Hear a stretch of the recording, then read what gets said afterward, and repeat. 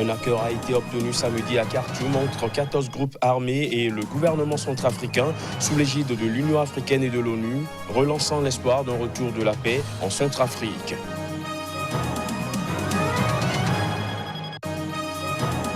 Au Nigeria, le vice-président Yemi Osinbajo et son équipe en campagne électorale pour la présidentielle du 7 février prochain ont été victimes d'un crash d'hélicoptère. Cet accident n'a fait aucune victime. Et puis en République démocratique du Congo, le candidat de l'opposition Martin Fayulu a appelé ses troupes à la résistance pacifique. C'était lors d'un rassemblement public samedi à Kinshasa devant des milliers de personnes.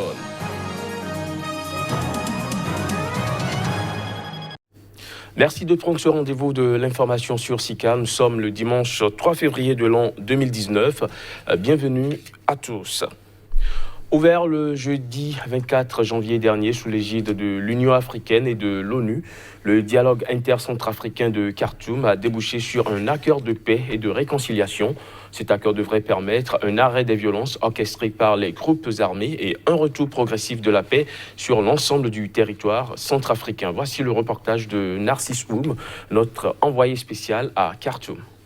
Après des jours de négociations, le gouvernement centrafricain et les 14 mouvements armés ont signé ce samedi à Khartoum un accord de paix et de réconciliation pour mettre fin aux violences dans leur pays.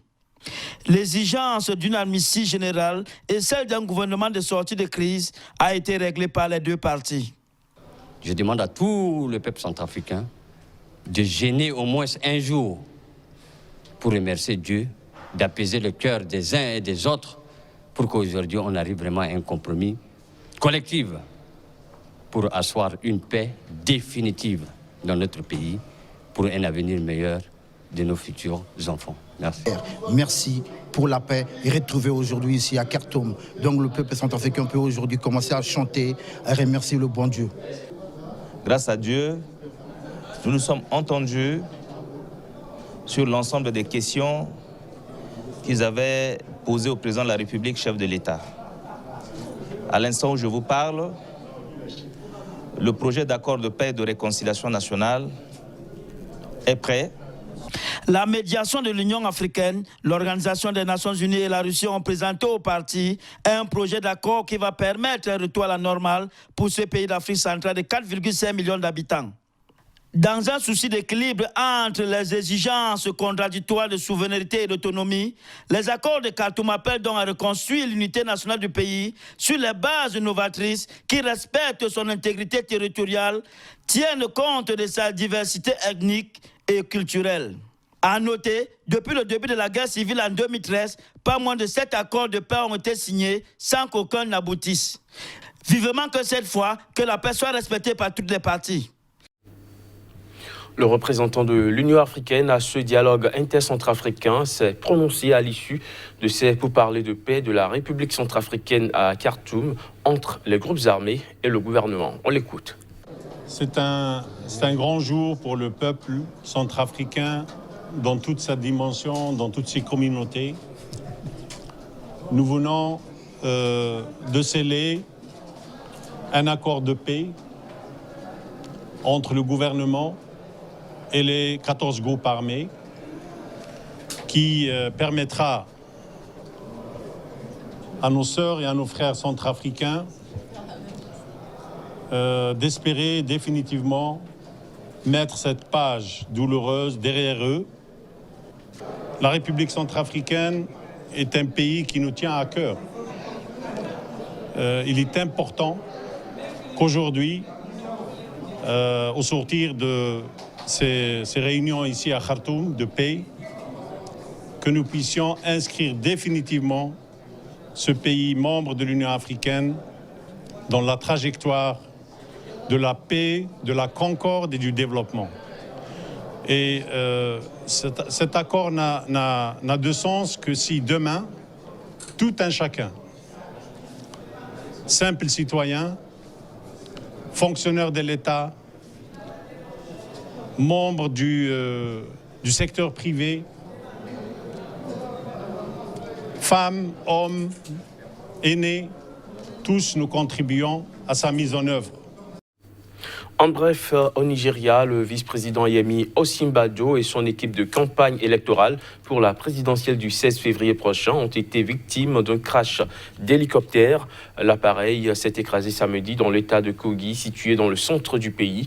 Selon le porte-parole du vice-président nigérian, cet accident n'a pas fait de victimes. La photo de l'hélicoptère au sol avec des hélices cassées a été partagée par son équipe de campagne sur Twitter. Yemi Osinbajo, qui a remercié ceux qui s'étaient inquiétés pour lui, a assuré de sa bonne forme. Malgré ce crash, le numéro 2 nigérien a poursuivi ses engagements et son programme de la journée dans l'état de Kogi. En République démocratique du Congo, le candidat de l'opposition Martin Fayulu a appelé ses troupes à la résistance pacifique. C'était lors d'un rassemblement public hier samedi à Kinshasa devant des milliers de personnes qui ont revendiqué de plus belle sa victoire à l'élection présidentielle. Les images. C'est devant une foule immense, plus de 20 000 personnes selon les organisateurs, réunies samedi à la place Sainte-Thérèse dans le quartier populaire de Ndjili à Kinshasa, que le candidat de l'opposition à la dernière présidentielle, Martin Fayulu, a appelé ses troupes à la résistance pacifique. À l'issue de ce rassemblement, Martin Fayulu, interrogé sur une possible réconciliation avec le nouveau président, a déclaré à la presse qu'il n'a pas de problème avec Félix Tshisekedi, mais plutôt avec ceux qui l'ont nommé et qui veulent aller contre la volonté du peuple. Je n'ai pas de problème personnel avec Félix Tshisekedi, c'est mon frère. C'est mon frère et frère. Donc, je n'ai aucun problème avec lui. Ce n'est pas tant lui, c'est ceux qui l'ont nommé, ceux qui veulent aller contre la volonté du peuple. Donc, pour moi, ce que je dis, il faut d'abord la vérité des yeux. Une résistance pacifique, sans provoquer qui que ce soit. L'essence du meeting d'aujourd'hui, c'est de dire que nous sommes un peuple uni et nous voulons la cohésion nationale. La Cour constitutionnelle a proclamé la victoire de l'autre opposant Félix Tshisekedi à l'issue de l'élection présidentielle du 30 décembre dernier. Martin Fayulu n'a donc plus de recours juridique en vertu de la loi congolaise après le rejet de son recours devant la haute juridiction. La directrice régionale de l'Organisation mondiale de la santé pour l'Afrique, Matshidiso Moeti, a affirmé à Genève être optimiste sur l'évolution de la crise Ebola en République démocratique du Congo, malgré les difficultés et un bilan de 461 morts, 6 mois après le déclenchement de l'épidémie. Michael Ryan, le directeur général délégué de l'OMS en charge des réponses d'urgence, a quant à lui évoqué les défis qui attendent l'institution dans la réponse appropriée à la région.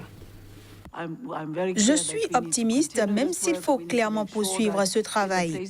Nous devons veiller à ce que, là où nous avons progressé, nous nous appuyons sur ces progrès et que nous ne revenions pas en arrière. Et il faut être très conscient du fait que nous devons investir pour améliorer la préparation à la fois dans les zones les plus exposées au risque de la RDC et surtout dans les pays voisins à risque. Jusqu'à présent, nous avons 743 cas, dont 689 sont confirmés et 54 probables. Cela inclut 461 décès et jusqu'à présent, 258 personnes ont été guéries. Le défi à présent à Butembo et à Katwa est de contenir la maladie et de supprimer la transmission avant que le virus ne puisse se déplacer ailleurs. Et vous savez tous que les mouvements de population et la mobilité sont une caractéristique de la vie dans cette partie du Congo. Et nous travaillons donc contre la montre pour pouvoir contenir le virus à Butembo et à Katwa. Les manifestations et heurts au Cameroun suscitent la réaction de l'Union européenne. L'institution fustige un usage disproportionné de la force par les agents des forces de sécurité. Des précisions à travers ces images. Les manifestations du parti de Maurice Kamto, le mouvement pour la renaissance du Cameroun, non autorisé par Yaoundé, ont donné lieu à une escalade de violence. Samedi, plusieurs centaines de personnes ont marché à l'appel du MRC dans plusieurs villes du pays en présence d'un fort déploiement des forces de sécurité. À Douala, des vidéos de violence entre forces de l'ordre et manifestants ont circulé sur les réseaux sociaux.